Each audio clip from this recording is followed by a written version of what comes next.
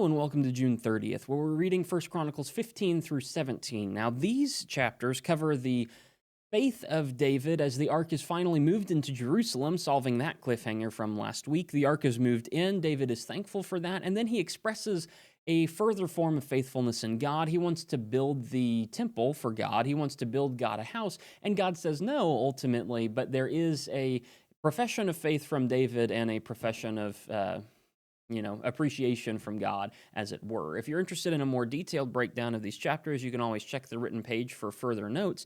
But as you start through this, you see chapter 15. It is the resolution to the story we started last week. In chapter 13, David tried to move an ark. He got Uzzah killed because, we didn't do it faithfully. In chapter 15 of 1 Chronicles, you see the resolution to that story. David comes back later and says, if we had been faithful to God in the first place, then we wouldn't have had these issues and nobody would have died. And so they're faithful to God. They get the Levites to move the ark and everything goes well. After that, as David sees that, he is very thankful for it. And so chapter 16 is this natural expression of his thanksgiving. He sings a psalm or, prays a prayer. He makes this poetic thanksgiving message to God, how he's grateful for everything that God's done for him, how he didn't strike anybody down this time because David was actually being faithful to the rule. And so you see this great thankfulness that the ark has finally managed to make its way into Jerusalem, and David is very glad for that.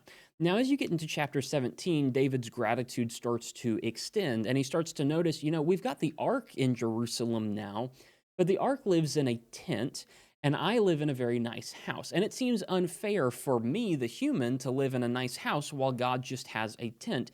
Why don't I build a house for God? Why don't I build him a nice residence?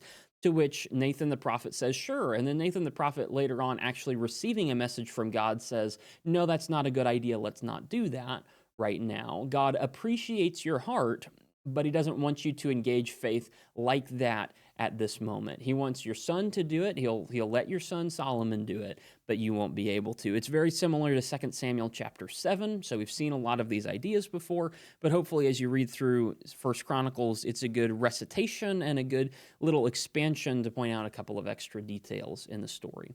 That's it for today. That's June 30th. Tomorrow we're starting July, and we're going to start into the next batch of reading, which is 1 Chronicles 18 through 22.